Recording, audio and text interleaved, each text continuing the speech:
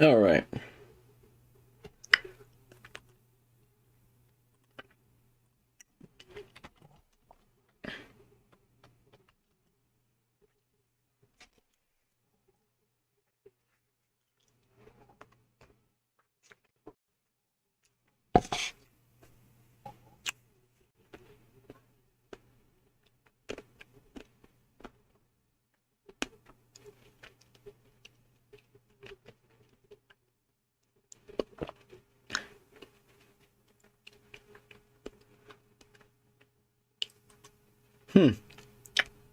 Got a technical Gotta check that background? out. Looking to go remote and get paid more?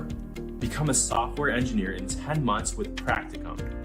Learn to code I cut my finger making lunch, so I placed an order for some Band-Aids a couple minutes ago, and now they're 4 seconds away.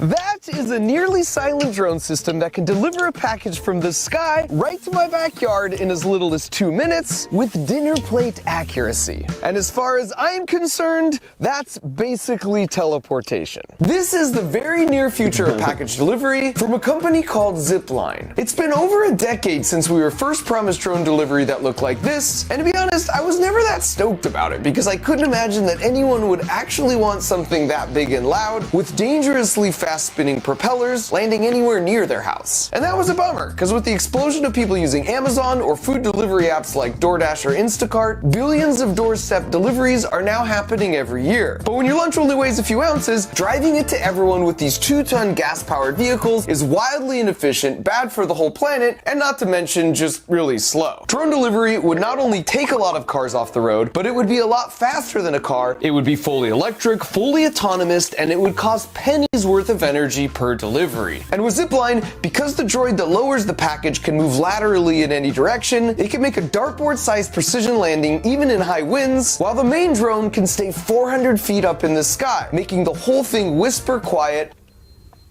That is very quiet. Also due in part to the clever design of these really funky propellers. As you all know, I only make about 10 videos a year, and while most are just sort of ridiculous,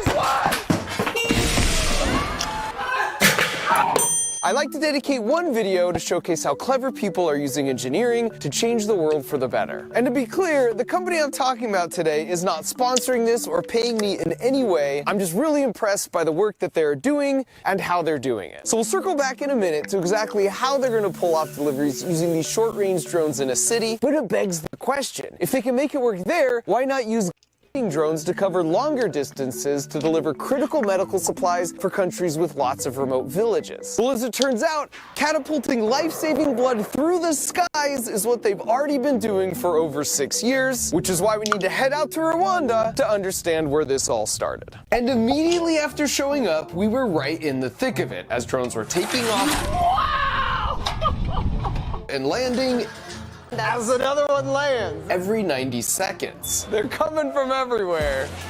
And as a newcomer, it felt a bit chaotic, but if you're gonna rack up 40 million miles worth of drone flights, your team needs to be operating with the efficiency of an F1 pit crew. So here's a crash course on how it all works. It all starts with an order coming in from a doctor at a hospital. Say, for example, for an emergency supply of blood. Then once it's all packed up, it gets passed out to be placed in the belly of the drone, and then the whole thing is placed on the launcher. At that point, they attach the wings, then secure the battery, followed by the nose cone. Then after some pre-flight safety checks, they launch the drone, all within 90 seconds of the order coming in. The catapult launcher takes the drone from 0 to 65 miles an hour in a third of a second, which is literally less time than it takes you to blink. And it's a pretty clever design too, because it means the drone immediately starts at its cruising speed, where it takes much less energy to stay airborne. Then once it's in the air, cruising at 70 miles per hour, it navigates its way to the hospital, and upon arriving, opens the trap door to drop the package, which lands safely using a parachute. Having now completed the mission, it continues making all its own decisions to autonomously navigate back home from as far away as 150 miles round trip. Then taking inspiration from an aircraft carrier, as the drone approaches, the military-grade GPS broadcasts its position within 1 centimeter, so these two poles know exactly when to swing up at the last possible moment, snagging a hook on the tail with the cable, which safely slows it down.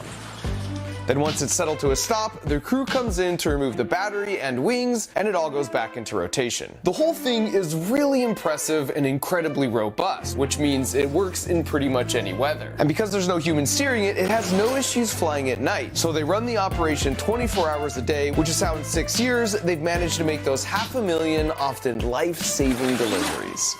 That is the uppermost top of the iceberg tip of how they're doing what they're doing. But what you should know is 6 years ago, all the experts told them this was a hopeless cause and failure was a near certainty, and they kind of weren't wrong. Building an engineering product takes time, so you prototype, you build it, and then you fail, and then you try it again, and you fail, and you try it again until you have the shiny product that you want. Si quieres aprobar tu trabajo, descarga Grammarly. ¿Acaso tú eres yo?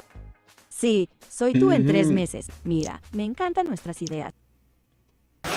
This is a different type of aircraft. This is not what we had. The first one used to land on these inflated mattresses. The vehicle had a hook on the back. It had a tail. Yeah. The tail would deploy like an aircraft carrier. Yeah. And then the fishing pole would pull it, and it would land on the mattress. First of all, he's not saying that figuratively. They were scrappy in the early days, using actual fishing poles as you can see here. And secondly, this is Abdul. And what you should know about Abdul is he grew up in Rwanda, not far from where these drones are launching. And while he would eventually go on to do graduate work in robotics, attending both Stanford and Harvard, he got his start in engineering for much more simple means. I remember that I would make cars from milk boxes that, was left over. We would add tires there and use it as a car. Abdul was orphaned as a child when he lost both of his parents and all 3 of his siblings in the Rwandan genocide, narrowly escaping himself. But he didn't give up on his passion for engineering, and so as he got older, he would go around to all the local hospitals fixing their MRI machines for free using knowledge he gained from watching YouTube videos. Abdul was the very first zipline employee in Rwanda, and he really helped to pioneer so many of the systems they have in place today that are now used all over the world. And so in an effort to test those very systems, I wanted to see if it was robust enough that even a total noob like me could send out an order. Oh, we got one. Panic! Don't worry. Don't worry, okay. Gloves, okay.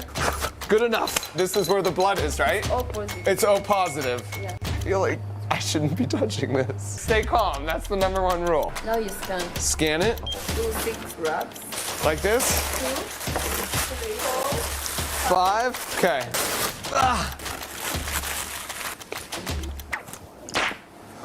Just out here saving lives. And once I ring the bell, it's the drone team's problem. Okay, what do I do? Check if it's not tangled. And push it here. Out of my way, I'm coming through. The wings, how's that? Battery! Which one do we pick? There's so many. So after a final check of the drone's condition, a little bit of a look to the right and cough, we had liftoff. I'm a hero! We did it! I just saved a life, basically. Wow. How do you guys do this all day long? So now that I had a pretty good feel for the launch site, we headed out to see where some of these drones were actually flying to. So we left the launch site like 3.5 hours ago. We're driving to this remote hospital on these really windy roads. And as we've been driving, we've been tracking and seeing some of these zipline drones delivering blood and medical supplies to this hospital. So since we're about a half hour out, I thought it would be fun to place my own emergency order. Then it could meet us when we get there.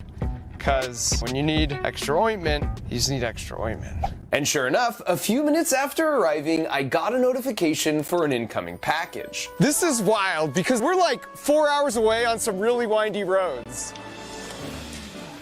I got it! Close, so close. And so after opening the package and checking their handiwork, I asked if I could speak to a few of the doctors. When's the last time you delivered a baby? In a few minutes ago. A few minutes? That's pretty fresh. For the doctors, it was like a miracle. With Zipline, we are sure that in 15 to 20 minutes we are going to get what we need. And you are sure that patient will be saved. But it wasn't just the doctors who were big on Zipline. I also spoke with a handful of patients who, for various different reasons, are all alive today because of a Zipline delivery. Every time when I see the drones around, I just think that someone's life is going to be saved. And that's kind of true, because their drones have reduced in-hospital maternal mortality by 88%. Zipline has 2 launch sites that give them coverage for pretty much anywhere in Rwanda, but they also have operations running in all of these countries. And while they serve 3,000 hospitals globally today, that number will be 10,000 by the end of the year. Alright, so we've covered their long-range country delivery drones, which means we've now got the context to talk about their short-range city delivery drones. But first, I just have to interject here and say I was blown away by Rwanda as a country. I mean, right out of the gate, their stoplights are really cool because they're just countdowns till the light turns green. They can balance and carry pretty much anything on their heads, and there's motorcycle taxis everywhere. And given that when in Rwanda, you do as the Rwandans do, whenever possible, that's how we got around ourselves. What a freaking boost. Everyone was also super friendly everywhere we went. Well, not everyone, because if you stop to play soccer with some random kids, am I good? Am I good? Just know they're not going to take it easy on you. Purdue University Global. World-class education, online, on your schedule, within your budget, within your grasp. Take your work experience. Besides the fact that Messi seems to like it, before traveling there, the only real thing I knew about Rwanda was the Rwandan genocide that took place about 30 years ago. And while there are still plenty of battle scars, as horrific as that was, it sort of galvanized the country into a period of healing and solidarity as a single Rwandan people instead of divisive ethnic groups. For example, on the last Saturday of the month, literally everyone spends the day picking up trash and volunteering in their local communities. And that's one of the reasons you hardly see litter anywhere. The other one being 15 years ago, they were one of the first countries to ban all single-use plastics. There was just a pervasive optimism in the air. Everyone was moving with the purpose everywhere we went. Not just working hard, but working smart with their resources on hand. Yeah, buddy! Including their improvised soccer balls. For over a decade, attending school up to age 16 has been both mandatory and free, and when you combine that with leapfrogging to new technologies like drone delivery, for the last decade, their economy has been growing at 4 times the rate of the US economy, while their violent crime rate has been 15 times less than the US. And finally, the most awe-inducing part of the whole trip was when I hiked to see an entire family of mountain gorillas up close in the wild, which was equal parts adorable and terrifying. I think he's looking at me. Mountain gorillas only exist in these 2 tiny red regions, and while there's only 1,000 left in the world, I got to just chill with 20 of them. They're critically endangered, but thanks to Rwandan conservation efforts funded by people paying for brief visits like this, their numbers have climbed by 200 over the past decade. All that's to say that besides of course my own country, Rwanda is my new second favorite country. We got this. And next time I go back, I'm bringing a bunch of soccer balls, oh yes, which I will give away to any kid who just promises not to embarrass me.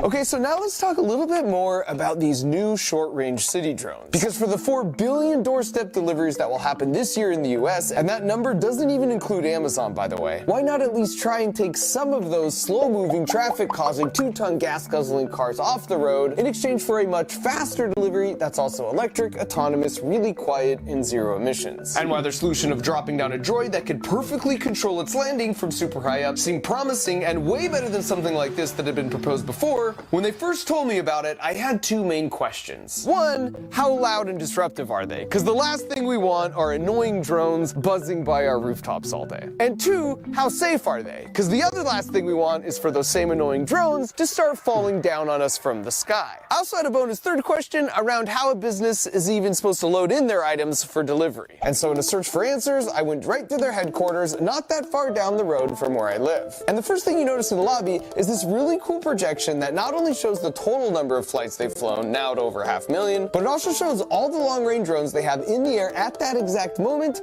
delivering those critical medical supplies all around the world. And this isn't now just where they design and build all their drones, it's also where they do a lot of their testing. And they test pretty much everything in every way possible before getting it out to the field as quickly as possible. And according to their CEO Keller, this is something they discovered early on. Our key insight was we were dumb. And we basically always assumed we were dumb, and for that reason, when we designed things, we got them into the real world super fast and learned by serving real people. And you learn so much that you can't learn in a lab or in an ivory tower. And so before we actually hear just how quiet these things are, I just want to echo that all the best engineers I've ever known have had that same level of humility, knowing there's no better way to learn than to test and to break stuff. That's why I named the toy company I started that has the express goal of teaching kids to think like engineers, Crunch Labs. It's because things are supposed to crunch and to break and to fail along the way, and so if I could get them to do more than just passively watch a video, by building something alongside me while we talk about the physics of what's going on, then I know the principles will really sink in. So if you want to have a ton of fun while building up that resiliency in your brain like a muscle, just head to crunchlabs.com or use the link in the video description. Alright, so to answer my first question on the noise level, I'll just show you my actual reaction to the first time I heard it. I mean, I hear something. Passively watch a video by building something alongside me while we talk about the physics of what's going on. And I just wish there was a better way to convey this on video, but here's my best attempt. You'll first hear a leaf blower, then a typical hobby drone that weighs 1 pound, then their drone that weighs 50 pounds. And of course, I've kept the audio levels completely untouched for all three.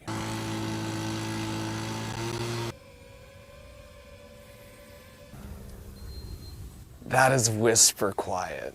That is very quiet. That cow is way louder than that drone. I bet the mic picked up that cow. And this test was incredibly surprising to me because I sort of just assumed the weight of a thing would exactly determine how loud the propellers will end up being to keep that thing in the air. But it turns out that's not actually true even if you just look at nature. Pigeons, for example, sound like this. But with owls, there's an evolutionary pressure to be as quiet as possible, and as a result, their flight sounds like this. For this reason, to crack the code, Zipline actually did turn to nature. I definitely study the hummingbird a lot, where you have they have the worst case. They're tiny and they're really quiet. They just like hover there. You barely hear them. By the way, that's Keenan. He's another Zipline co-founder, and for you robotics nerds, he's the dude who invented ROS, which is the open source software used by basically anyone who wants to build anything robotic. So in an effort to try and visualize the secret of their quiet propellers, in this graph, the area under the curve could represent the energy from one of those annoying high-pitched hobby drones, where the closest of these spikes is the high frequency that's just sort of grating on your ears. So after studying the hummingbird and designing really wild looking rotors like this, Zipline figured out how to take those spikes and flatten them all out. So while the extra weight means there's still more energy or area under the curve, getting rid of all the spikes means it's much more of a constant whooshing sound, more like white noise that your brain just sort of doesn't register. They use the same quiet propeller approach for their long-range drones, as you can tell from this doctor with an impeccable taste in YouTube content who just wanted to say hi. You've seen my videos, now you get to be in one. Have you seen the planes fly over and deliver the supplies here? I have not yet seen one come and deposit something here. That's amazing. There was just 15 deliveries in the last hour. They're really quiet. If I would have heard it, I would have, gone to see it. For my second question regarding safety, just like when sending something to Mars, all their critical systems have backups on board. In engineering, we call this redundancy, and they even demonstrated for us how if one propeller stops working, it could still fly due in part to the large back propeller that picks up the slack. And that back propeller is pretty clever, by the way, because it's what propels the drone forward as it moves across town, but then it turns down 90 degrees to help steer and create extra lift while it's stationary and dropping down the droid. In addition to the redundancy, a whole aircraft parachute is automatically deployed if there is a problem that's sensed, or if the drone just loses power altogether. And because of their painstaking engineering efforts, it's worth noting in the 6 years they've been operating for those 500,000 flights, they've had exactly 0 incidents causing any injury. As for my third bonus question around how the drones get loaded up, in the most simple case, something like a grocery store could reserve some parking spots as a loading zone. Or as one of the Zipline engineers told me, you can take a window from your local pharmacy and turn it into this portal.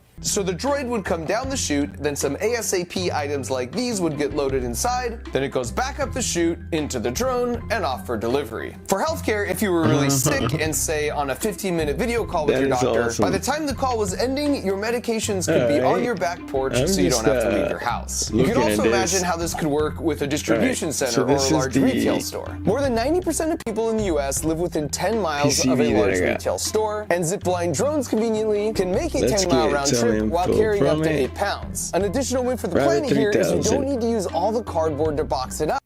Boop. Okay.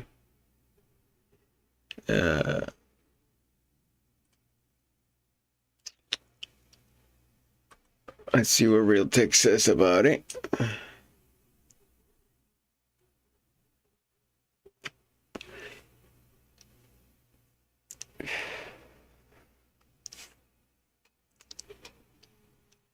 A 100 pin.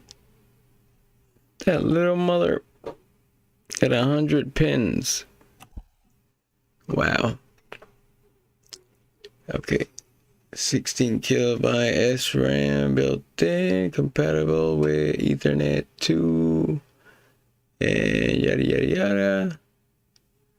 Okay.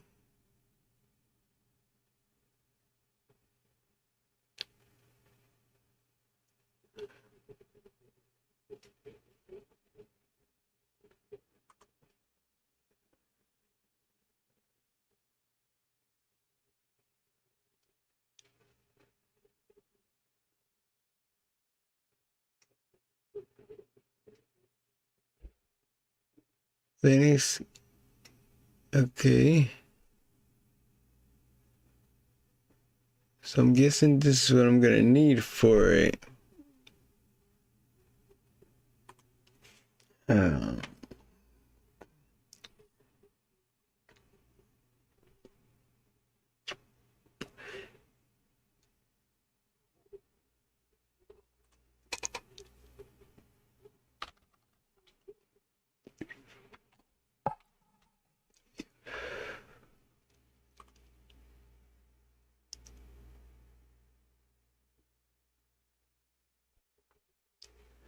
Okay.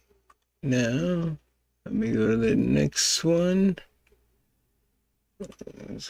Guide.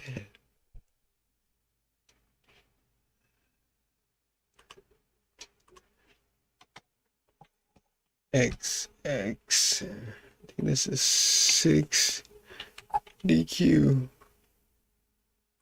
Go. Okay.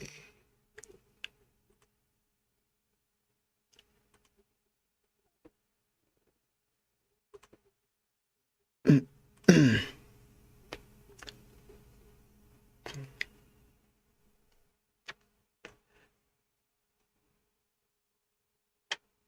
think that's 5 plus 3.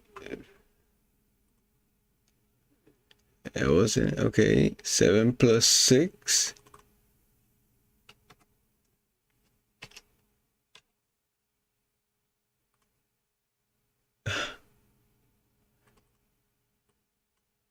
Oh, the answer. 1 plus 8, 9. Okay. Okay. Now I got all 3 of them.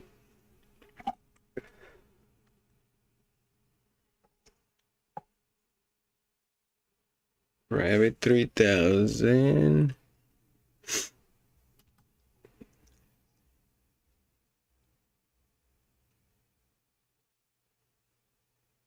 AT.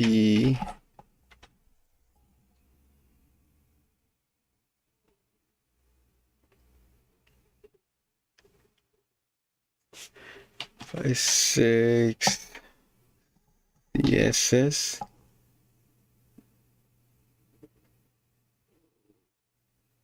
UL2T.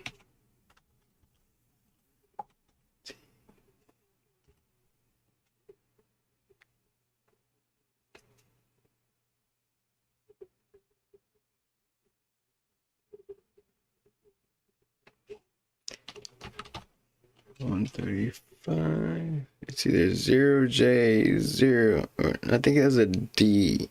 DJO. DJO 135. And then 1650.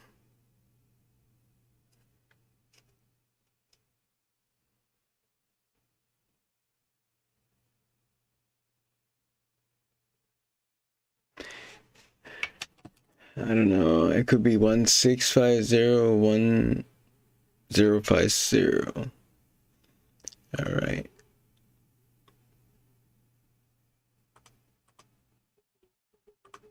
.com or use the link in the video description. All Alright, so to answer my first question on the noise level, I'll just show you Oh, my this is actual my reaction video. to the first time I My video.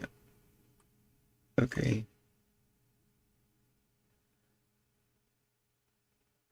Let's see.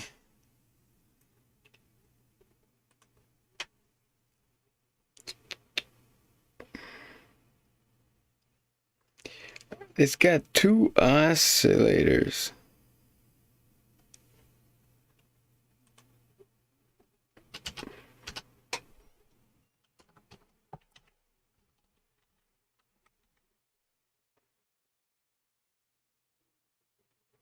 Eleven 0.0592 m dash 20.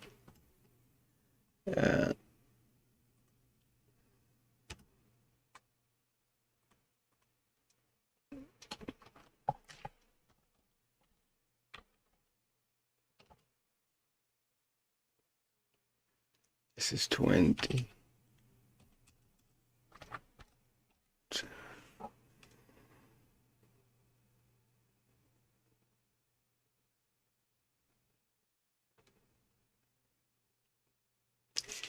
Okay, it's got another thing here. Allied AH 1627 CI 101.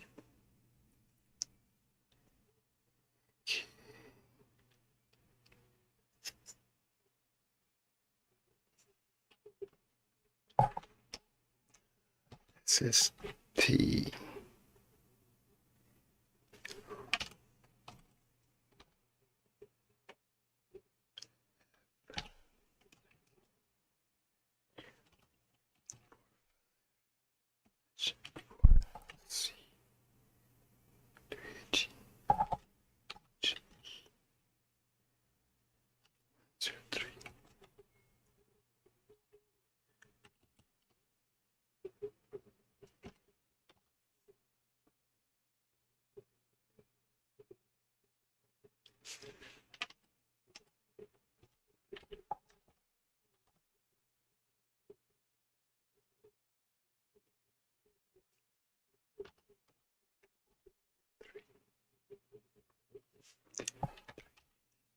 H. Okay. Now on the PCB itself, this is 2 8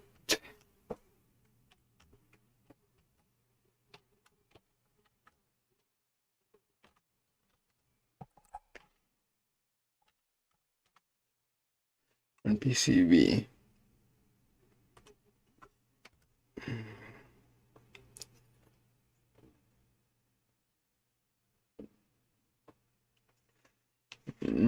Okay, I forgot one.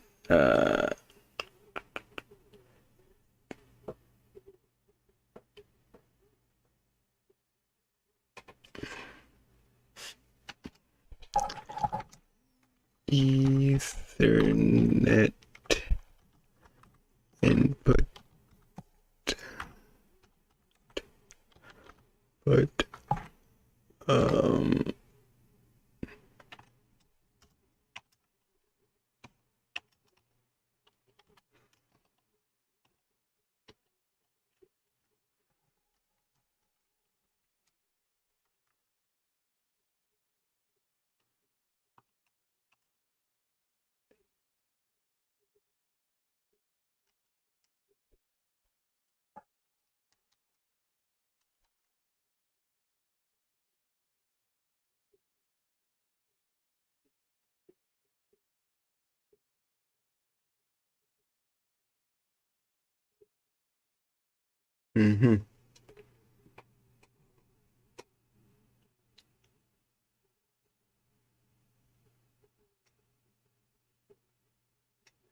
I can't read that.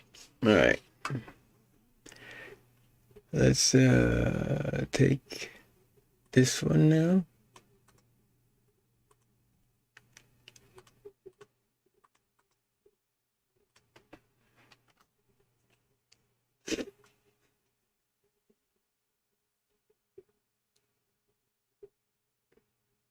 As you can see, just have a barcode. Let me write it down. After this one.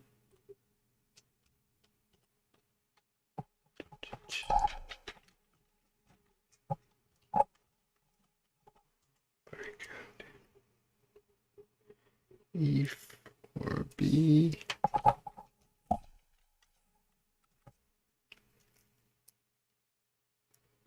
F5. See, I thought that I'm gonna need all of that. I'm gonna record the amount of pins.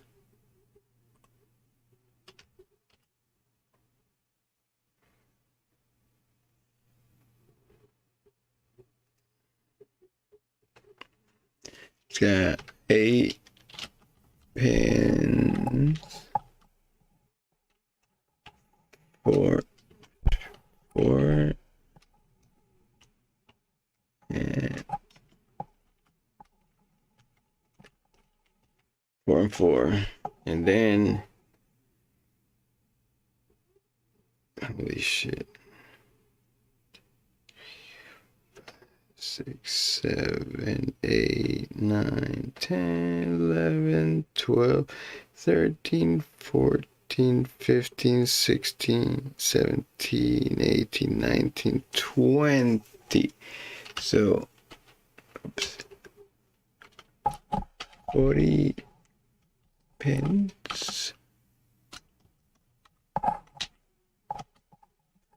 20, and 20. Okay, I got something here.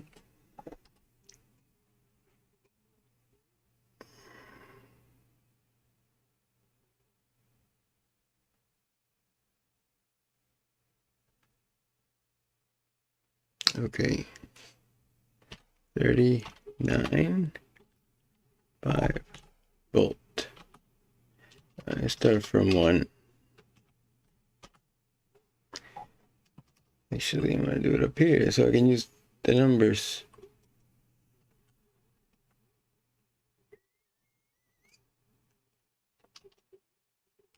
Okay.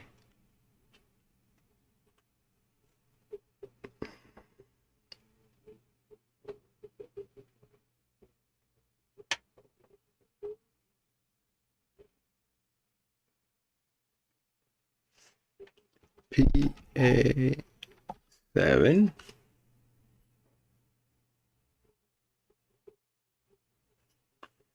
PA6.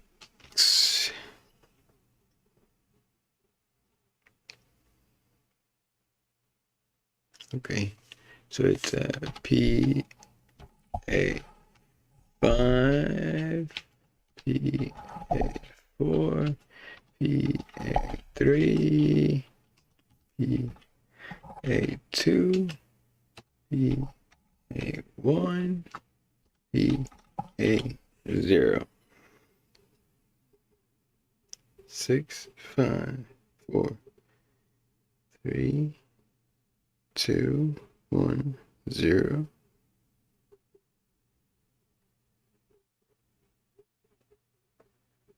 So then this is PF. Oops.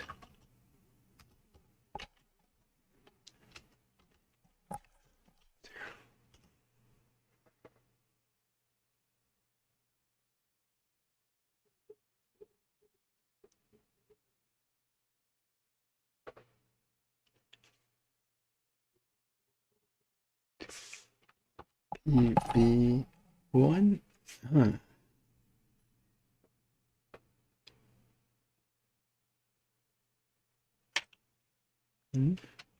PB2.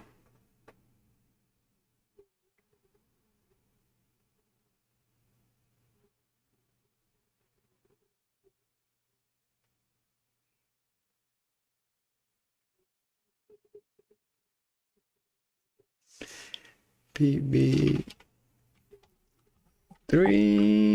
PB4, PB5, PB7. No, I didn't skip. That's how it was.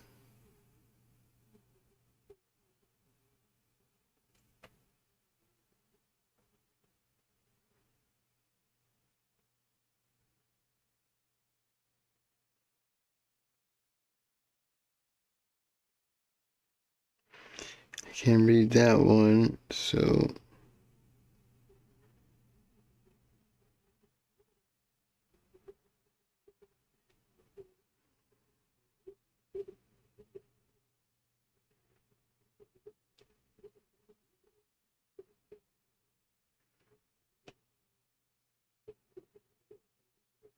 I gotta skip 2. Then number 20 is PF7. PF7, PF6.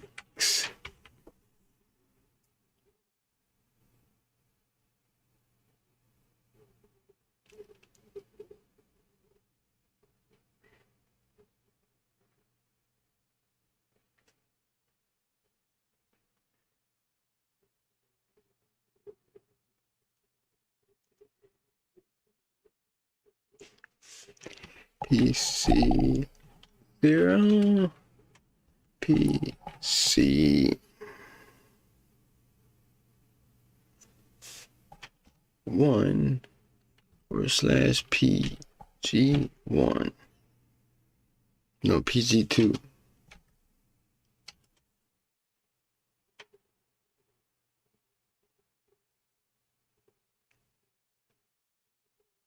PC2,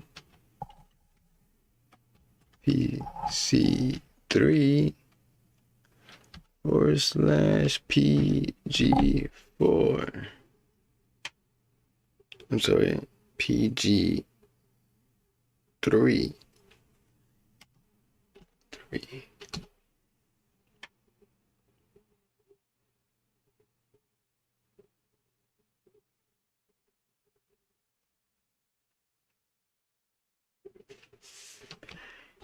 Seven PE5,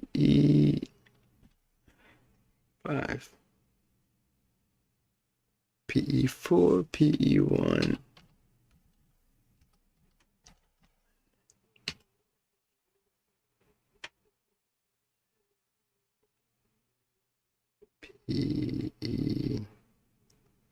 PE6, 7.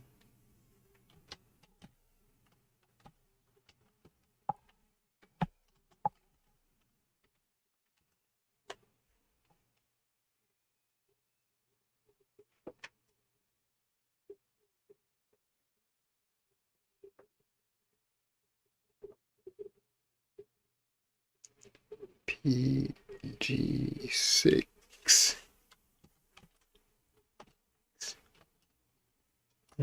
IOWR.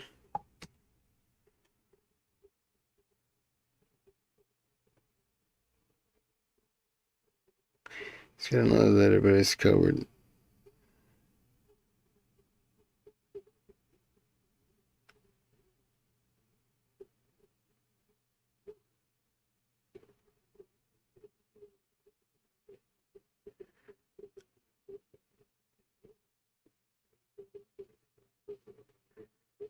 Now this one looks like IORD.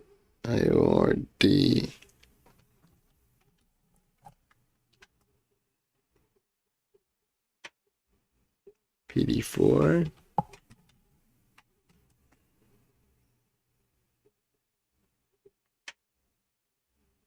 PD5.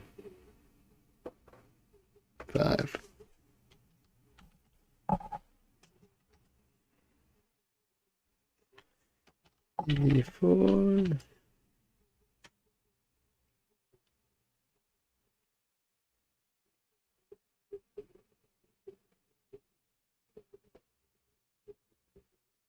No, hold on.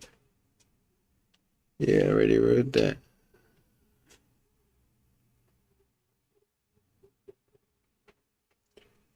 This one just says /R53.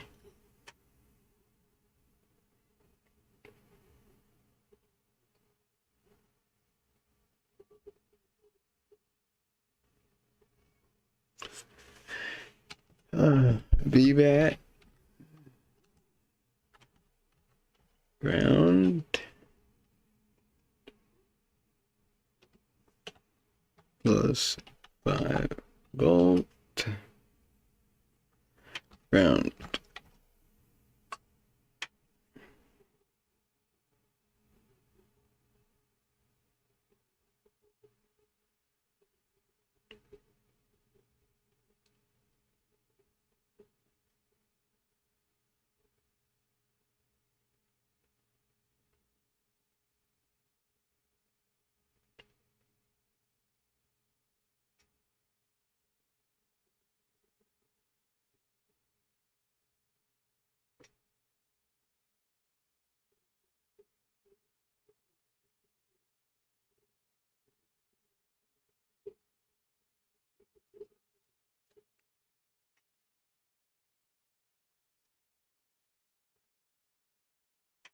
Okay.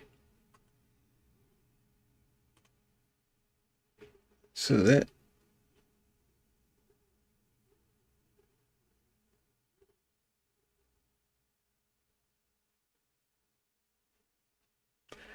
what I got.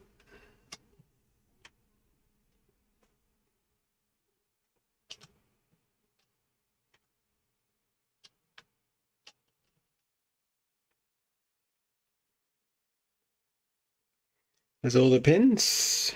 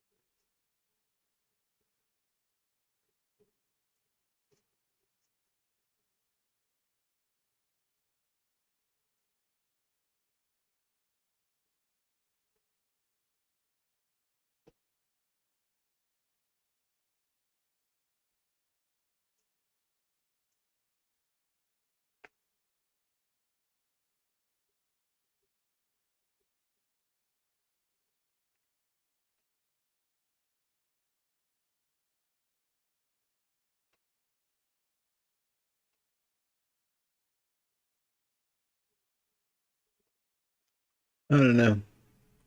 Trying to think. The hell is going on here? Okay.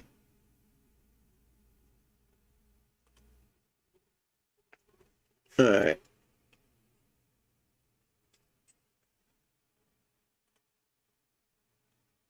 Nothing came up on this data sheet. There you go. Microprocessor. I don't know. Trying to think. The hell is going on here? Okay.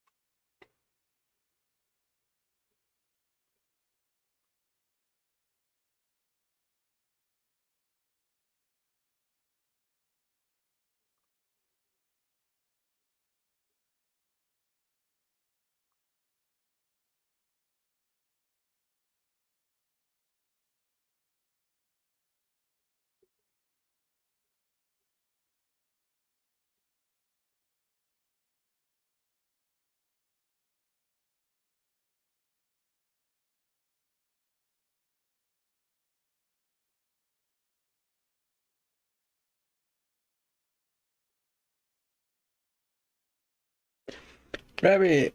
Let me see.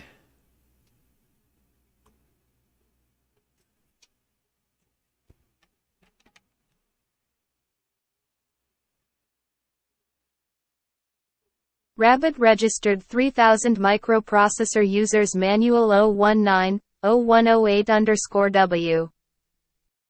Rabbit 3000 microprocessor users manual. Rabbit, a Digi International brand. www.rabbit.com. Rabbit 3000 microprocessor users manual, part number 019-0108. Print. Copyright 2002 to 2010 Digi International Inc., all rights reserved.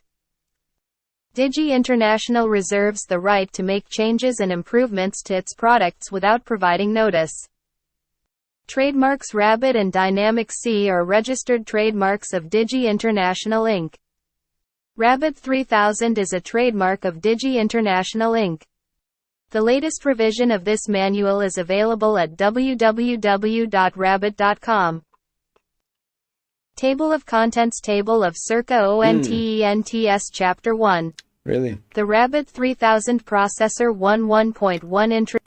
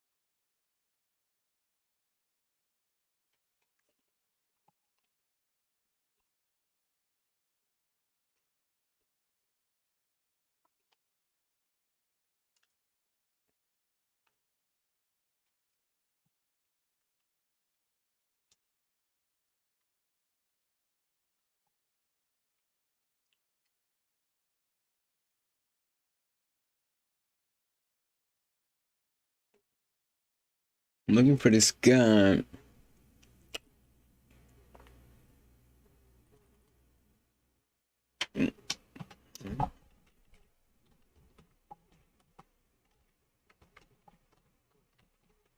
Here's a video. It's like hacking anything. There you go. I think it's this one. Building your online business? Go to Wix.com and set up your store on a... Okay, so this is just an example of something that's... So I'll talk a bit about it today. I think it's a lot of fun to reuse devices and save them from the trash. More fun in some ways than buying new things. Now, there's a bit of a contentious thing. I'll come to that in a bit. So I'll start with some philosophy of why I think it's a noble thing to do, and then we'll move on to some more technical stuff after that. So I want to inspire more people to take things apart and to look inside devices that already exist. We seem to have a lot of people that are very interested in Arduinos and electronics, and this is great. These are things that you will buy and then make something out of. And I want to inspire people to then take existing stuff and take that apart as well. So hacking something, you're making an object to do something that you want it to do. It's often contrary to its original design. You will often be making something into something that's not what it was originally meant to be. Non-technically, this could be moving a buttonhole. This could be putting a BMW spoiler on your Ford Escort. There's all sorts of examples of this. A lot of the things I think people create fall into some of these categories. So there's need for an invention, a fix. There's sometimes reuse by choice, if you're lucky, and sometimes reuse because that's all you've got around or all you can afford. And sometimes it's just to create something thought-provoking. It's for art, it's for fun, it's to make something beautiful. There are a lot of examples in the news. There's the Thailand floods. I love this stuff. There's the pictures of the cats and dogs with empty water bottles strapped to them. People salvaging stuff to try and save all of their stuff. There were the rebels in Libya making makeshift guns and weapons out of what they could salvage. So they had the need and they had to reuse stuff. They didn't have the supplies.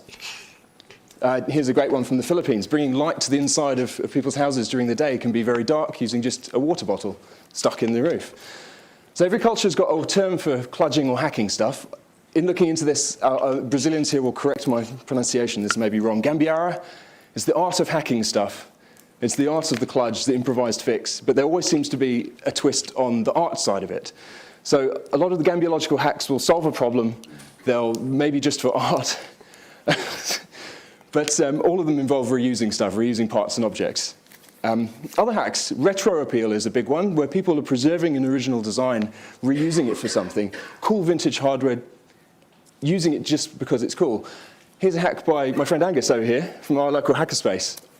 It's in a Swiss piece of lab equipment. It's something that shows when our hackerspace is open and tweets. It's an internet-connected device, but it's reusing an awesome case. Kind of Dr. Strangelove sort of feel to it. By his inspiration, I made this out of an old slide projector. This is a digital slide projector with an old Nokia display and an AVR wired up to it. So it's kind of like a crappy 1950s sort of digital projector. But again, you're giving new life to these things which would otherwise just be unused or be maybe on a mantelpiece somewhere. Reusing them and you're appreciating the design and making it your own. So here's another example. I thought I'd do a little demo. Mine's a little bit simpler from the previous demos, but simple means reliable as well. I'd like to introduce Megaduck. Now, I brought this along as an anti-heckling device. So it's kind of a force field coming out of here. We had a 110 decibel bike horn lying around the office. It was actually under someone's chair so that when he sat on it, it would...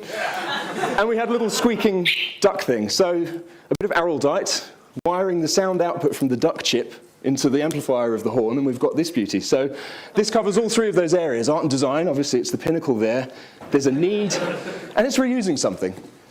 But electronics is really what I want to talk about. So I'm a bit worried that as a society we're going from 1940s radio and TV owners who would know how their devices worked, and if they broke, they would take the lid off and tinker with them, to mostly passive consumers. Obviously, we're a slightly different crowd, and we're interested in electronics and Arduinos and building things ourselves. But as a society, I really want to promote this idea of taking stuff apart and looking inside, because a lot of things, that's the only way you'll learn them. It's a very accessible way of learning things as well. I want people to start tinkering with stuff. So I'm worried these skills will fade. So this is my motivation for giving this talk. I want people to either yourselves take stuff apart and learn things, or crucially, teach other people to do these things as well. Does this look familiar to anyone? This was a small part of my junk shelf. I've got, I think I counted 3 other boxes, and there's a couple in the cupboard, cobwebs I haven't been near in a long time. We all collect all this stuff, upgrade our phones, and I'm as much a gadget freak as anyone else. Geeks love their technology, and these days it's designed to be old 6 months. I just want to see what that's about real quick. That's an hour. All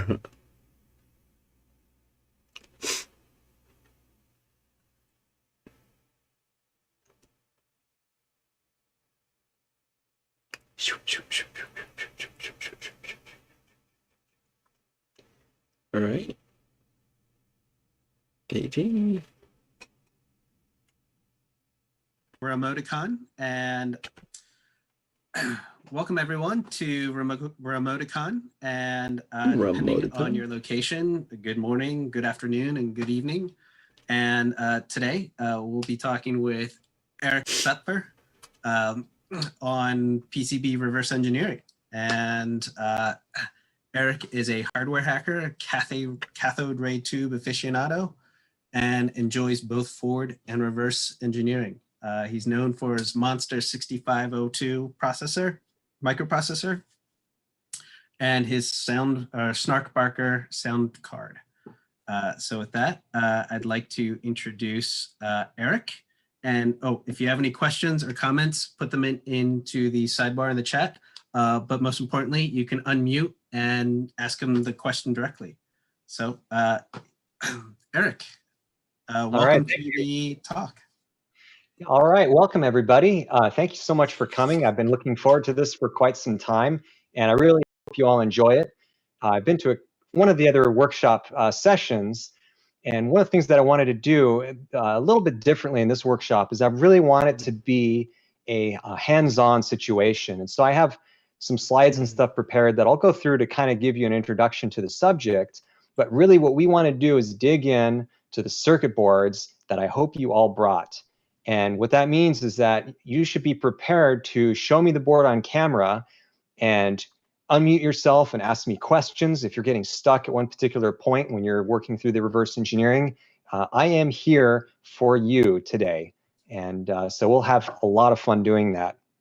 So let's go ahead and actually, I've got some questions coming in about some of the computers behind me. Those are some of the computers in my vintage collection. So things that I reverse engineer to fix, or things that I design hardware for. It's a really interesting way to sort of practice my electronics hobby. So I guess we can talk about that later if we have time. Anyway, I'd like to start by going through a short presentation. This presentation is divided into two halves. And so we'll do the first half. We'll do a little bit of hands-on type stuff.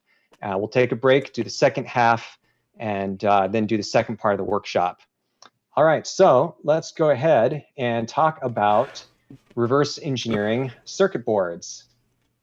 So first of all, I want to make sure that you all brought a circuit board, and ideally you want something that is a 2-layer board and something that's reasonably straightforward, probably less than 100 parts. Otherwise, it just starts to get to be a bit of a pain to do in 2 hours.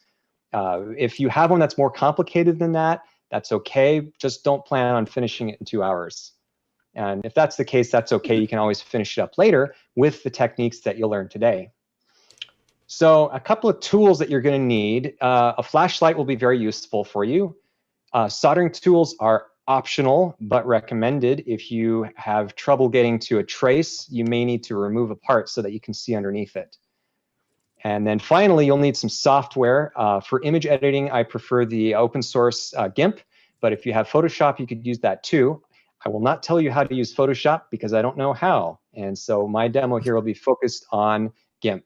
And then for the schematic capture, we're going to be using KiCad. I guess you could use Eagle, whatever you're comfortable with, but the demo's all done in KiCad. Are you all ready? Everybody's ready. Of course they're ready. I guess you could use Eagle, whatever you're comfortable with. Schematic capture, we're going to be using here will be focused on GIMP. And then for the schematic capture, we're going to be using KiCad. I guess you could use Eagle, whatever you're comfortable with, but the demo's all done in KiCad. Are you all ready? Everybody's ready. Of course they're ready. All right, so I want to talk about the two basic kinds of PCB reverse engineering. The first kind is what I call a block diagram / BOM level or bill of materials level. And when you pay a professional company to reverse engineer a piece of hardware, typically this is what they'll give you. So they'll give you a nice fancy report with a bunch of images and stuff like that, and a parts list, usually fairly detailed, although a lot of the jelly bean parts they'll just leave out. And the idea here is that you can kind of get a general idea of how the product is constructed, how the board works, what are the big basic blocks inside that design. Now, the second kind of PCB reverse engineering is a detailed clone, and that's where you go in and you back out the entire schematic and potentially even the PCB. And so that's what I did with the Snarkbarker circuit board. I started with the Sound Blaster sound card and then reverse engineered it to get the schematic, and then back engineered the layout as well. So I wanted to show you a quick example of what it looks like to do a block diagram level reverse engineering. So this is a device called a whistle pet tracker.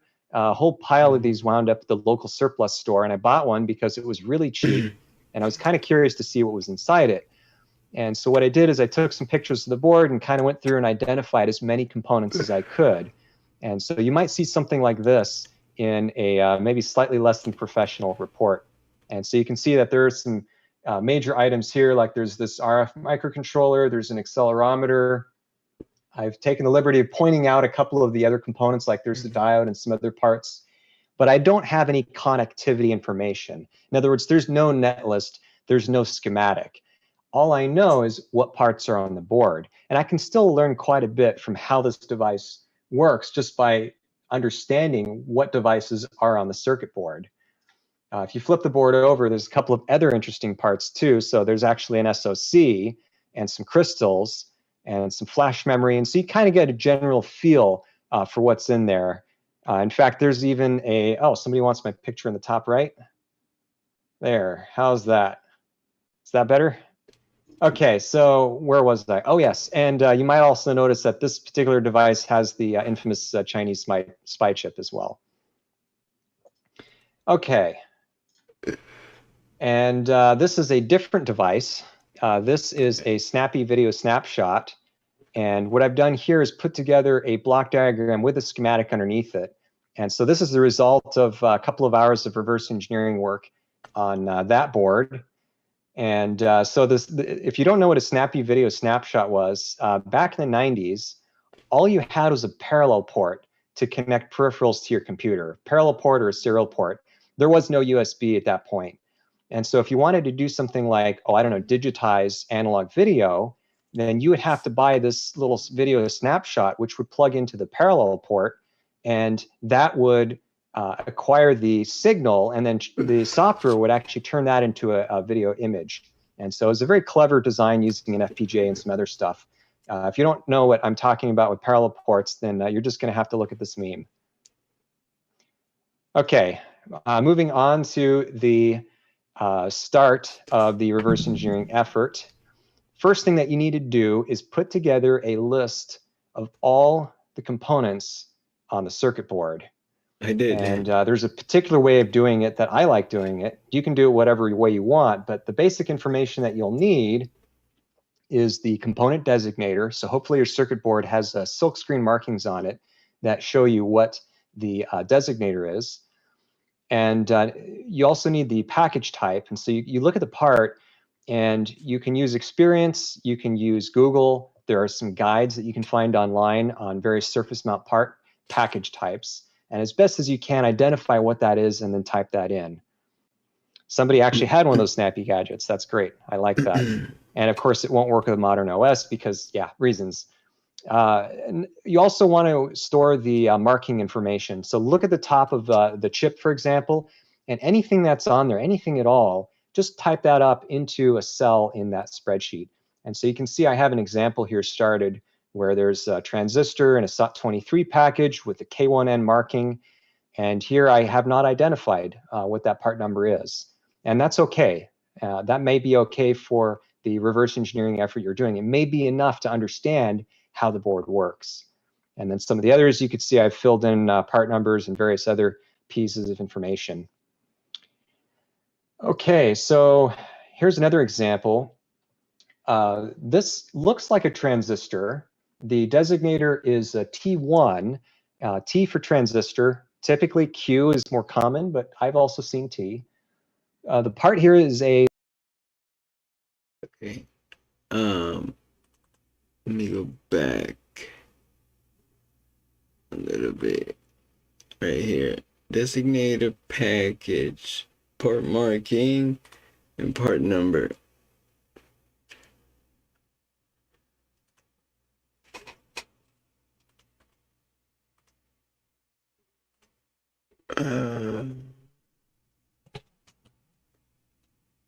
Can I write up here? No.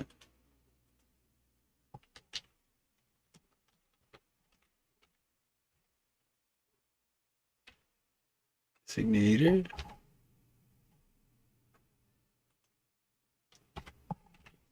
Package.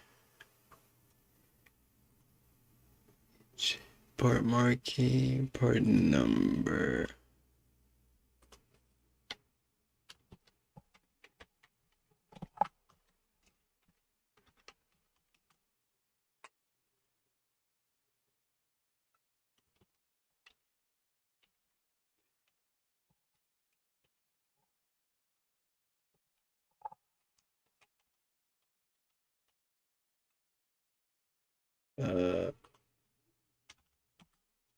Okay, let's see.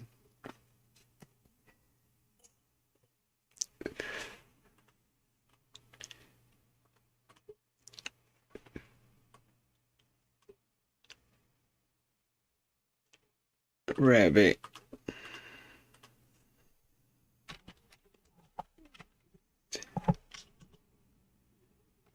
Rabbit.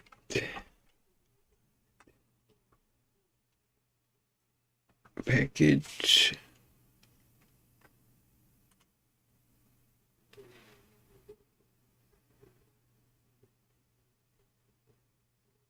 I don't know what the. Oh, he said search it. So let me see here.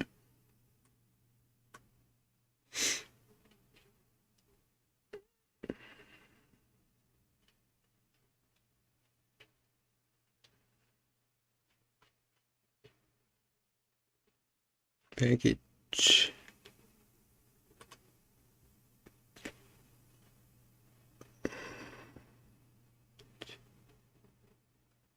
$128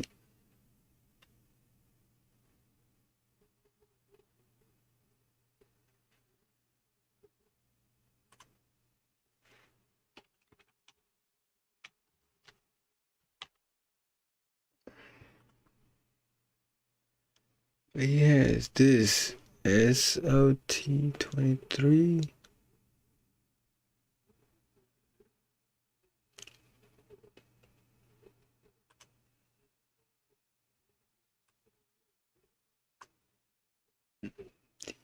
PT6C55.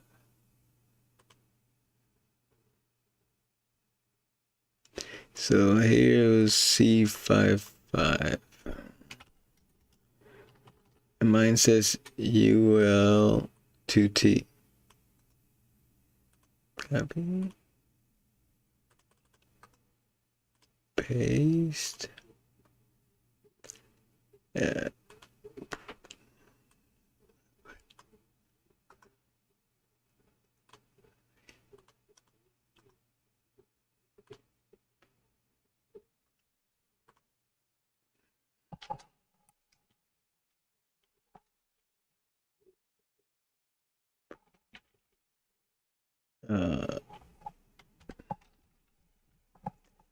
Part number 019.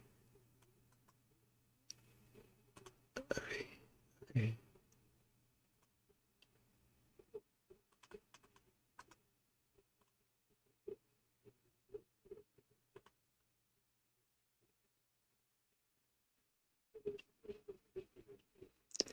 I think mine. I don't know. Mine doesn't say. Oh, I'm in the wrong one. I know, right? 3000. I'm writing the wrong thing. That's why. Copy.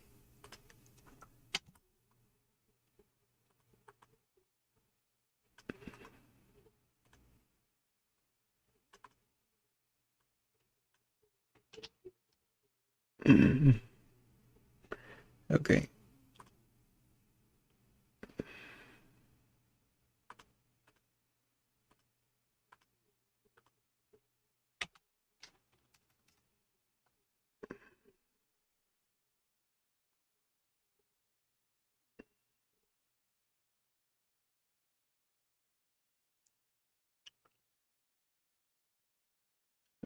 So put this.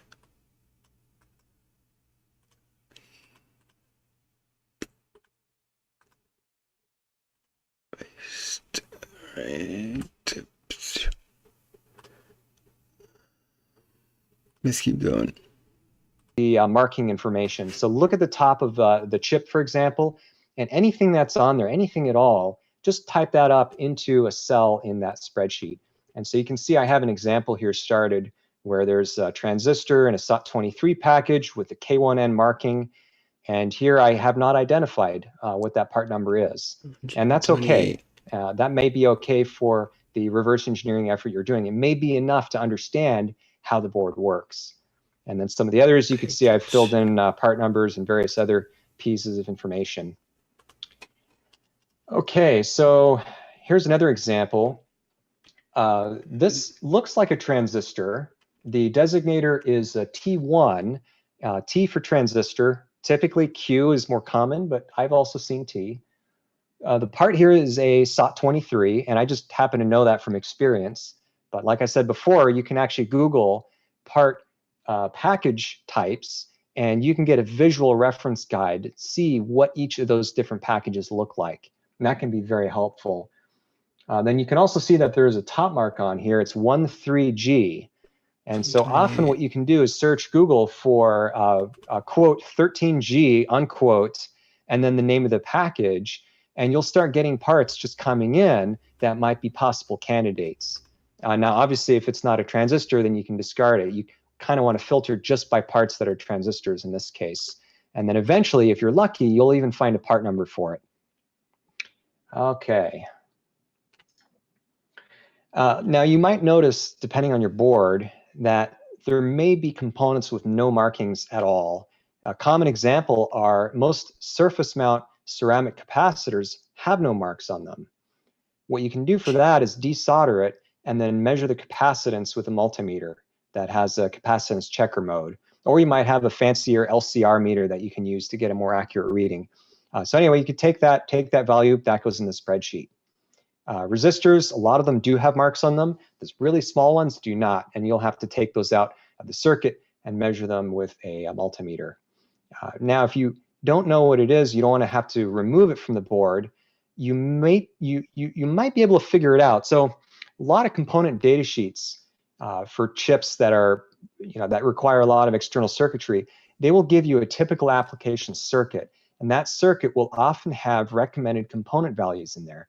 And so by looking to see which pins those discrete components connect to, you can often figure out what the probable value is of the part. And so when you're done with all of that, then you can put together a block diagram. But for that, let's go ahead and launch into the practical part of the presentation. So I'm going to go ahead and switch my views. And we're going to look at the board that I am going to reverse engineer today. So yes, I am going to be reverse engineering a circuit board with you too. Hold on, let me go and manage some slides here real quick. Give me one sec. Okay, so I hope you all have your boards with you. Let me go and switch my cameras around a little bit so you can see me still. So this is my circuit board. I actually did bring some high resolution photos, but they're in my backup slide section, so I am managing that right now. Here we go. Let me go back to this view. All right, this is much better. I apologize for the other camera. It's the only other camera I own, and it's NTSC. So I'm calling it the Potato Cam 2000. Infrared. All right, so this is the circuit board that I brought. This I found in my junk box. I'm not really sure what it is. You can see it's a mix of through-hole components and surface mount components. And so there's one chip here. It looks like something that could be a voltage regulator. Up here, And it's also got some wires coming in. I may have to move those out of the way so I can see what some of the other components underneath it might be. It seems like it's pretty well labeled on here. So we're going to move into the hands-on part of the workshop where you bring out your circuit board and start putting together the bill of materials. So I'm going to go and see if I can share that with you. Let's go and get that out of the way. I'm going to go ahead and fire up LibreOffice.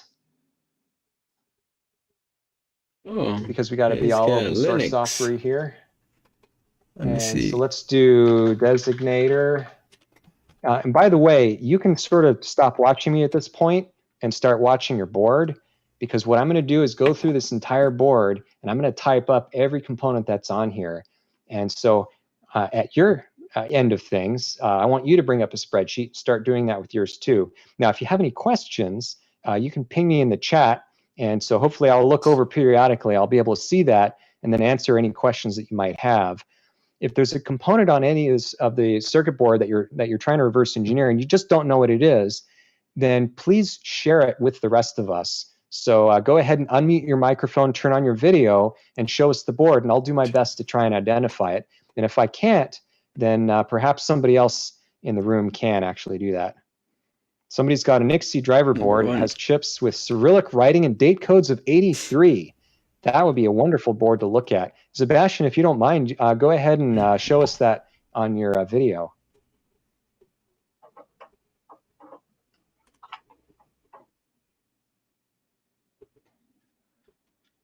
Let me see if there's something I have to do here. You should be able to do that. Yeah, if you don't feel comfortable sharing or turning your camera on or anything like that, that's absolutely fine. Don't worry about it. Yeah, so some of those Russian chips can be very interesting. The hardest part is figuring out the characters to type into Google, but it often does work. Someone else has a board that they have the bill of material for and soldered together myself. Hope I'm not cheating too much. I think that'll be okay. High voltage binary decoder. Yeah, there's a NIXI tube driver that's pretty well known that we'll be using. Okay, so designator. I'm not putting in quantity. I'm putting in package type. I'm going to put in top mark and part number. Okay, so let's have a look at my board now. C1, there's a good start. I should probably start with a chip though first. All right, let's do U1. The package is DIP. I think this is a 14-pin. 7, yeah, that's a 14-pin DIP. And the top mark is MC 1374P. And then on the second line, it says KHAL 9311. That's probably the date code. So I imagine that's the 11th week of 1993. So either that or the 93rd week of 1911, but you guess as to which one is more likely. And then the part number is, well, obviously that's going to be the MC1374. And this is also where Google comes in handy. And so what I can do is actually figure out what that part number is. MC, what did I say it was? 1374. No one's commented on my search history, so that's good. This is a TV modulator circuit. Oh, that's interesting. That's a really interesting looking part. Yeah, somebody else already looked it up, looks like. Yeah, blind vias, I wouldn't recommend doing a board with blind vias. It's starting to get a little too complicated. Someone on YouTube asks, why do you need to take the components out of the circuit to measure them, i.e. resistors? Couldn't this be determined in the circuit with a voltmeter? Well, the answer is you can try. Problem is that there are often other components in the circuit that will throw off your reading. So for example, let's say you have 2 resistors and they're wired in parallel on the circuit board. If I come in with my multimeter and I try to measure the resistance of one of those resistors, the value that I'm reading is actually the resistance of those 2 resistors in parallel. And so other elements in the circuit will influence the reading. The same thing goes for capacitors. Trying to do it in circuit, you're just not going to get an accurate reading. Yeah, so unfortunately, The screen is a little blurry. Trying to think if I can, Well, I have an idea. Let me try something. Bear with me. 1 minute. Okay, so I'm going to do a Zoom screen share instead, and we'll give that a shot and see if that works any better. So please let me know what that looks like. That looks Is that great. good? Much better. Okay, so TV modulator circuit. The MC1374 includes an FM audio modulator, sound carrier, RF oscillator, and RF dual input modulator. Okay, that's informative. Oh, it generates a TV signal from audio and video inputs. Okay, this board is actually a lot more useful than I thought it would be. I had it in my junk box, but as it turns out, I might be able to use it to act as an RF modulator for some of my vintage game consoles and computers. So I can hook it up to a vintage RF input television. So now I have a good reason to go and reverse engineer it. And look at this, simplified application. And so here they have a circuit diagram with some component values in here. And so if I can't figure out any of the parts or the part values, I can refer to this diagram in the data sheet to kind of figure out what they recommend I put in. So I'm going to go ahead and go back and just start entering more of these parts as I find them. So here's U2. This one is, looks like somebody's pinging me. Hold on 1 sec.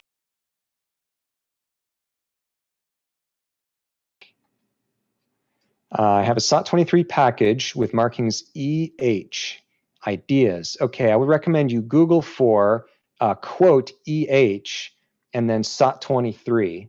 And then if you have the designator, if the designator begins with a Q, then it's probably a transistor. If it begins with U, then it's probably, okay, somebody was just pinging me what the video quality looks like. Okay, good, that's solved. And if it's a U, that means it's a chip. What he's doing. Okay, I'm gonna go ahead and go back here. This is a TO220. I hope that answers your question. By the way, if you want to ask me a question over audio, please feel free. I want this to be an interactive. Okay, so this is 7808. I'm sure you can guess what this is. CT. Oh, there's an MC at the beginning. Oops, did not want to do that. I did have one question. How do you tell the difference numbers on a package? How do you narrow down, okay, this is a date code, this is probably a part number? Because some chips I see that I don't know what's what. Yeah, that can be hard sometimes. Google is kind of your best bet. So if there are multiple lines of text, then put in both lines separately with quote marks around them. And so if one of them doesn't really turn up any results, Google will often automatically drop that. You can also experiment, and so you could search for one line versus the other line. You can also truncate the part number. So if it's got letters at the end, you can get rid of those and just search for the first couple of letters and numbers. Date codes in general are in the form factor where they'll have a 2-digit year and a 2-digit week number. And that's basically the number of the week in the year. So January 1st would be week number 1, and so on and so forth. And so if that number is greater than 52, then it's probably not the week number. And conversely, if the year digit number, the 2-digit number, doesn't make sense, so if it says like 33, possibly referring to 1933, they didn't make chips then. And so obviously that's not really going to be what it is. Now, other manufacturers will use different coding schemes. And so this is just the most common one that I'm telling you about. So on this one right here, KHL9311, the first 4 letters, they're probably for the fab that they were using. So it could be like a fab and assembly lot number. And then the last couple of digits are the date code. But not everyone does it that way.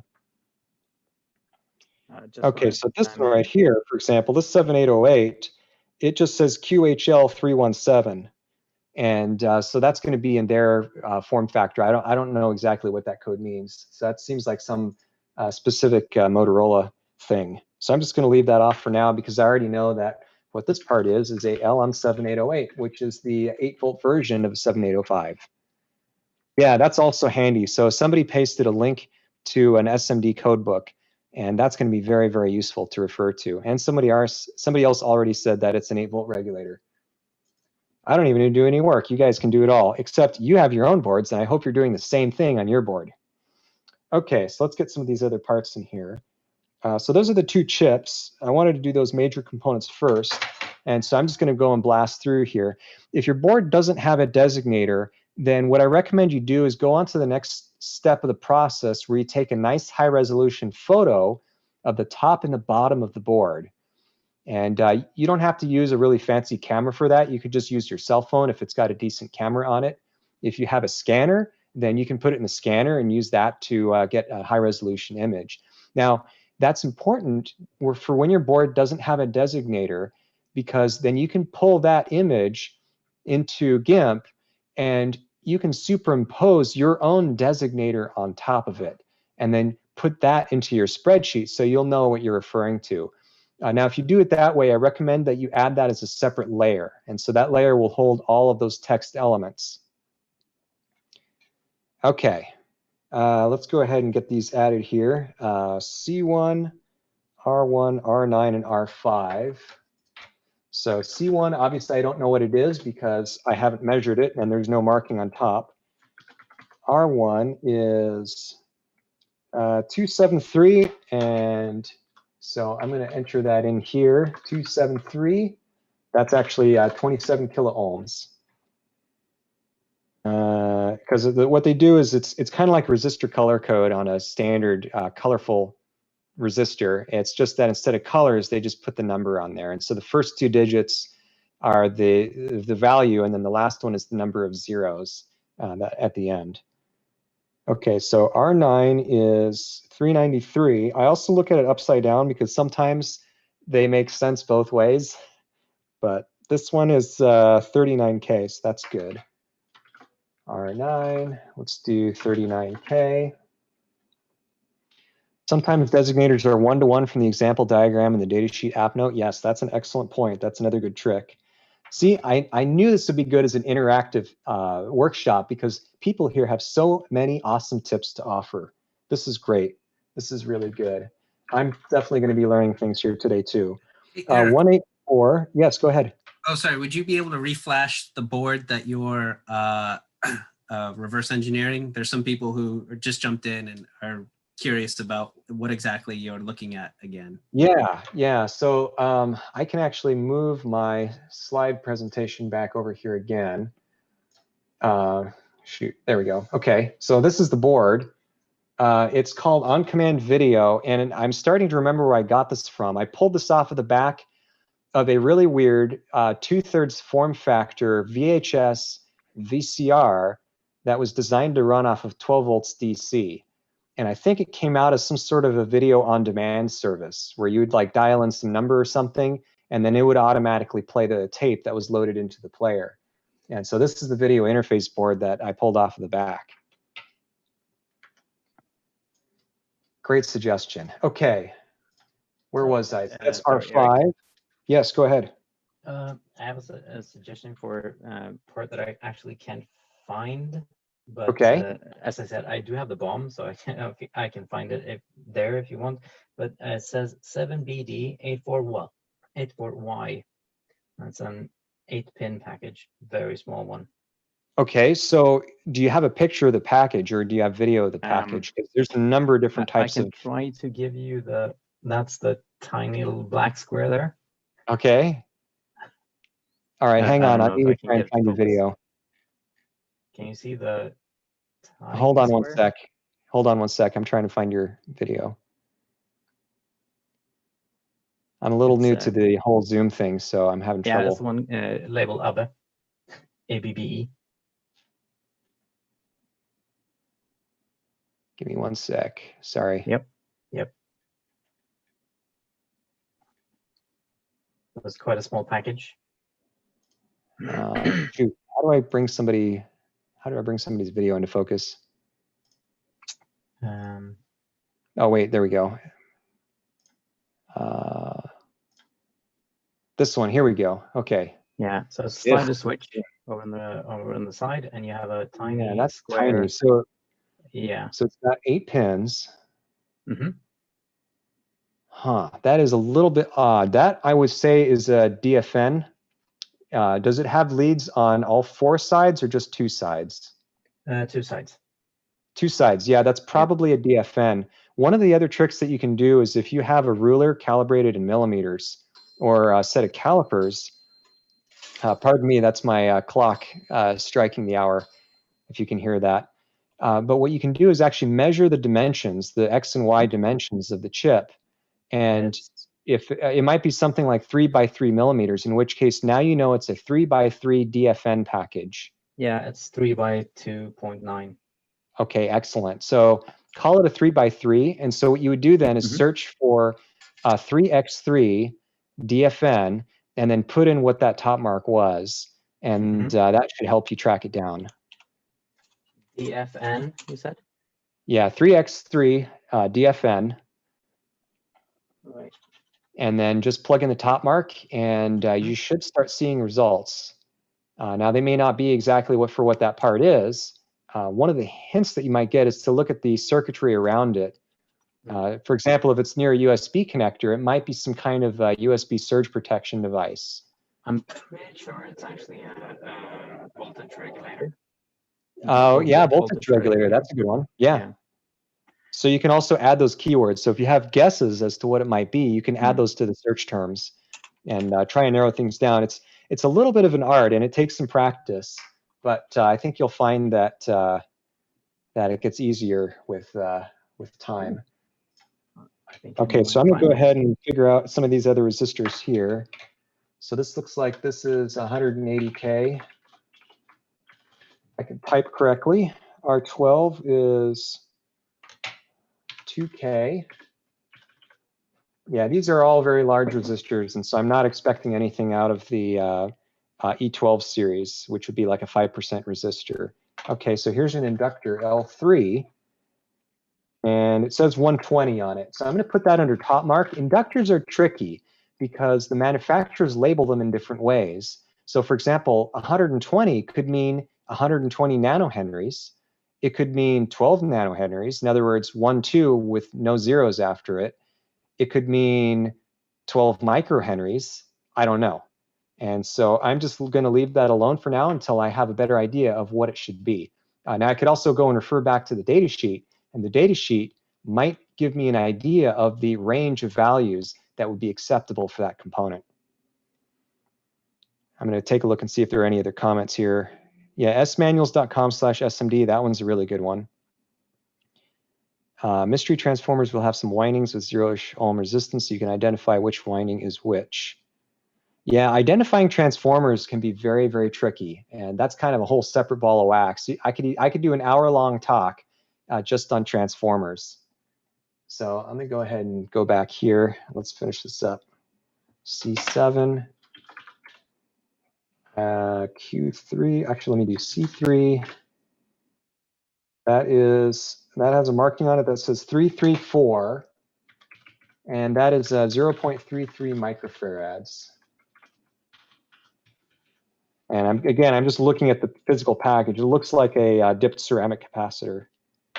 So experience does help a lot. And if you don't have the experience, then you can Google around and try and figure it out, or desolder it and measure it. 47 mic, 16 volts.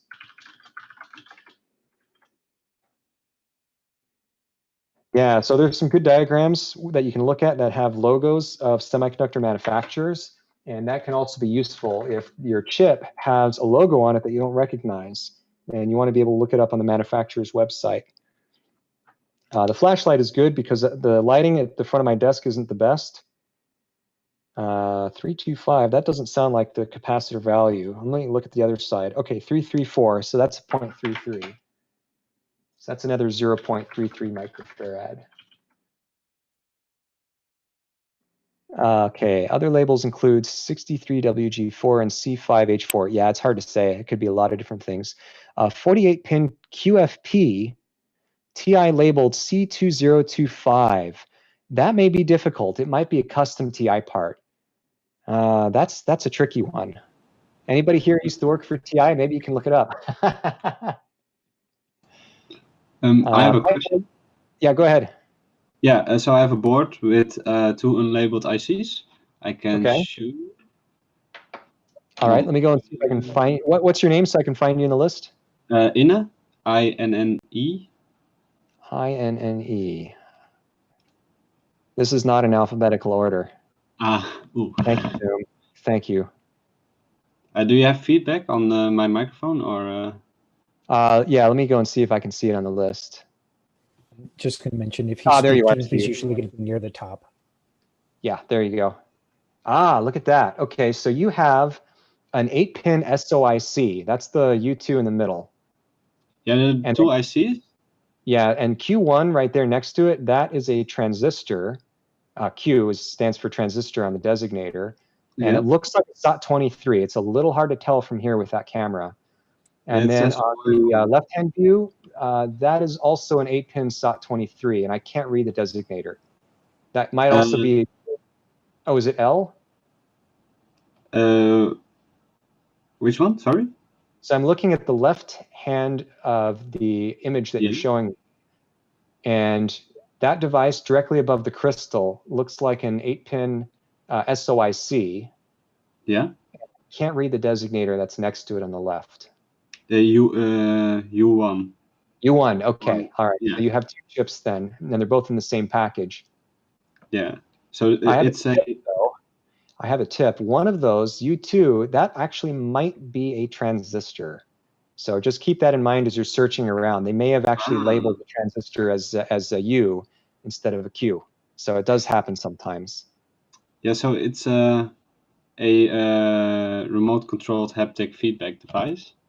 Okay. So I think one of them should be a RF receiver, and the other one should be a motor driver. That's a good guess. So the right one is connected directly to like the battery and the motor. Uh-huh. So but like they're not marked with anything. So should I just go for the cheapest one? Put down blank. You just put down blank, and we'll figure it out later. One of the things that will happen in well, I haven't decided exactly when we'll do this, but at some point we'll switch modes, and we'll start talking about imaging the board and then starting to trace over it. Now, the board that you have, you might actually have to desolder those. And you could do it with a soldering iron, but if you have a heat gun, that would be even easier. And so you can just pop that right off.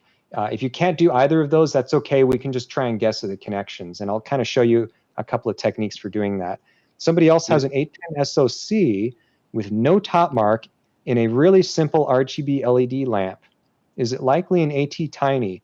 You know, it's hard to say. It could be anything. A lot of stuff that comes out of China, particularly the high volume electronics, they won't put labels on any of the chips because they're trying to prevent competitors from reverse engineering it. So my guess is that it's an LED driver chip that's special purpose. And so it may not be a microcontroller. But again, it's hard to say unless you have the whole board and you're looking at the whole board to figure out what other components are on there. So for example, if the board already has something that you know is an LED driver, then it very well may be a microcontroller. It may be something else. I hope that answers your question. Yeah, Clive.com has some excellent teardown videos, and so you could also watch those to gain some more experience identifying some of these chips. All right, so let me go ahead and enter a couple more of these. I may not get to all of them because I do want to move on at some point and start talking about how to actually image the device and then start tracing it. So I have a question here, which is kind of interesting. One more quick question? Okay, go ahead. So I have on my board a couple of connections that aren't bridged. They have like solder bubbles on them. Those are great. Yeah. So you've got 2 component pads, but it's got a solder bubble on it that basically it's like a jumper. And so that's a manufacturer's option. A manufacturer's decided that they want to jumper the board a particular way. And so either they'll put in a 0 ohm resistor or they'll put in a solder jumper. And you can actually model that in your schematic. And so you can drop down a jumper that's already got a wire across it and then figure out what it does later. And so hopefully it's easy to trace those connections. But they're not jumped, so they're not connected to each other. Okay. So there's a secret function in there.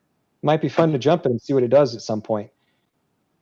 Okay. R1AN. All right, so I'm going back. I have a transistor and I think that's an R1AN, but that might not be the number one. It could be an uppercase I or a lowercase L. And so if I go and Google that, then I'm going to have to figure out a couple of different options here. And this also looks like dot 23. It's slightly larger than that, and so it might be some manufacturer variants.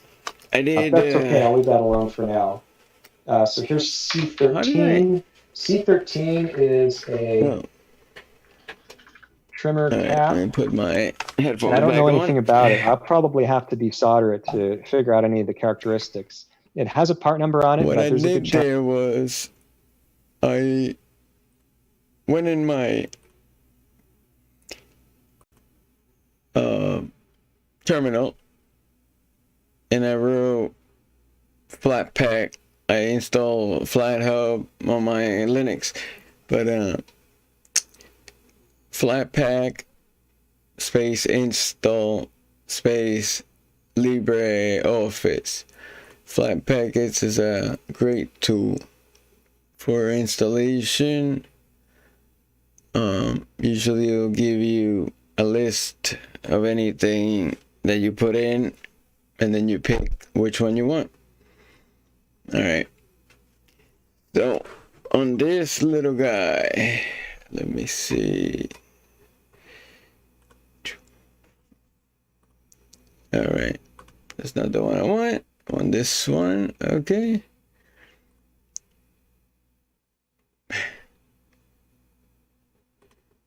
Okay.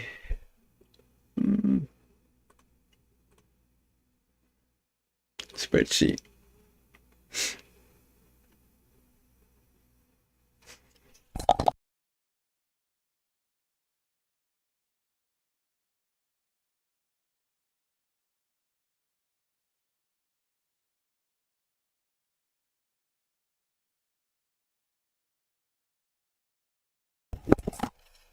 Okay.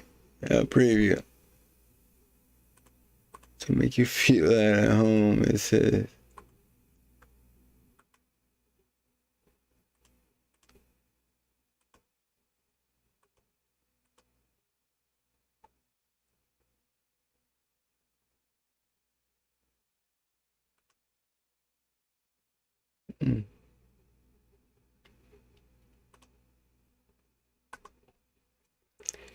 Okay.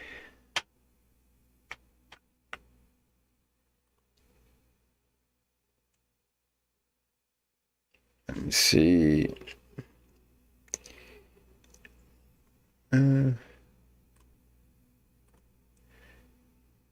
Designated package, part marking, part number.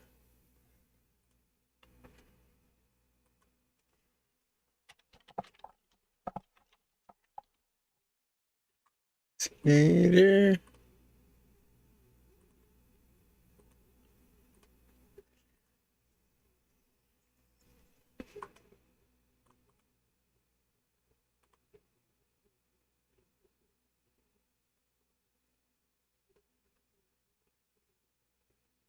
I don't know what the fuck is you. It's just designator package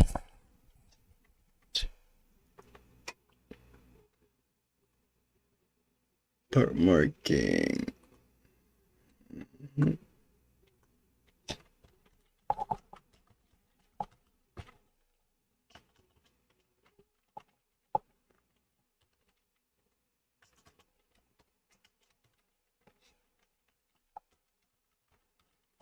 Number.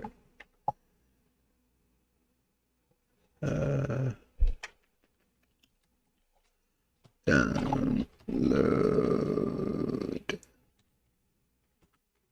PDF. Okay.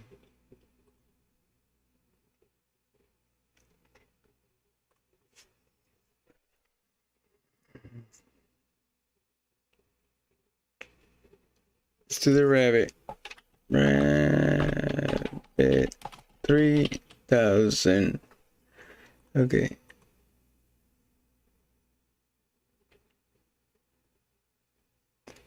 we know it's 128. 128. Part markings.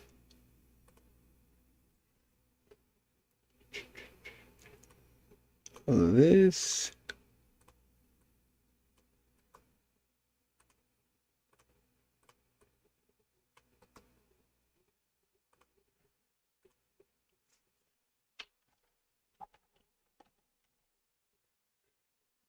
Okay. Part number.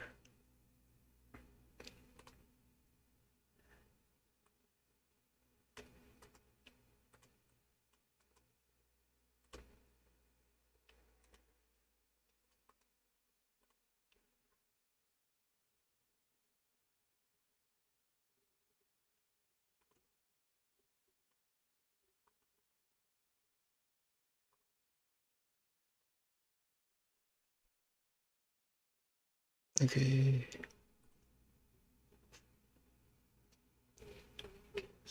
Let's see.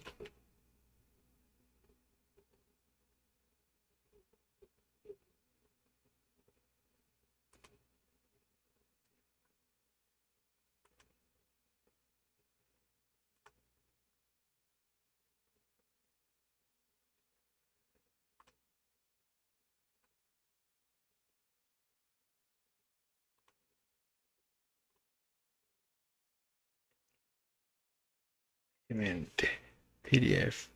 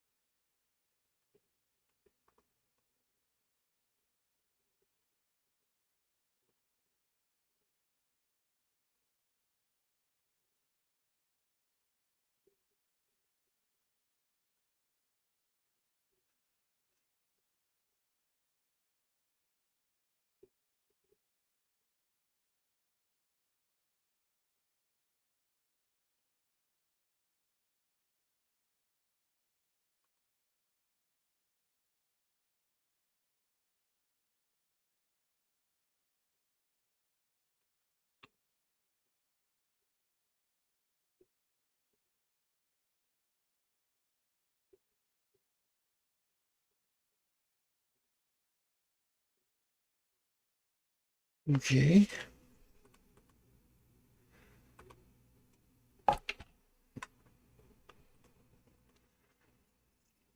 Do this one. RMC. RTL. 8019. AS.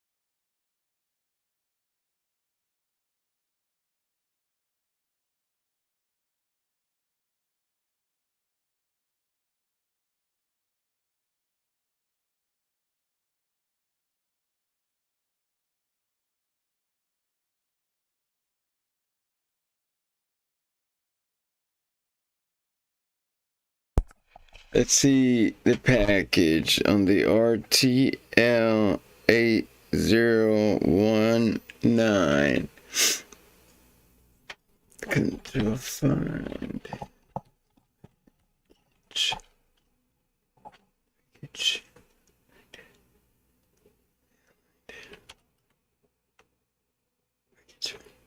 Okay.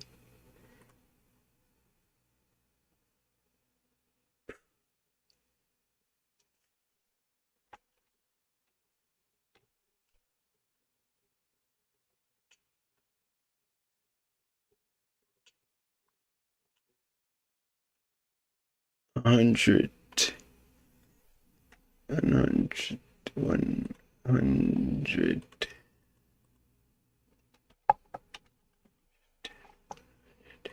Okay.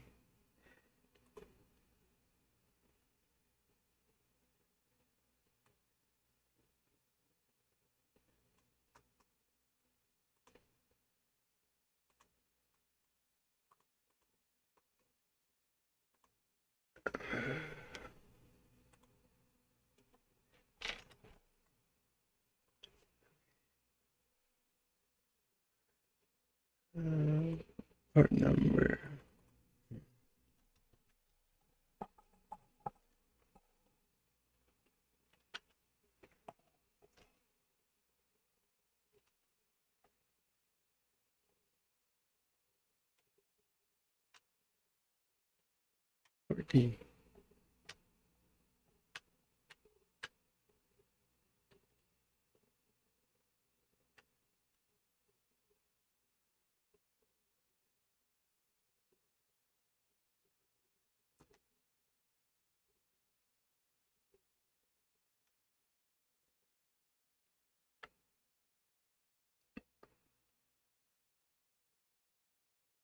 Okay.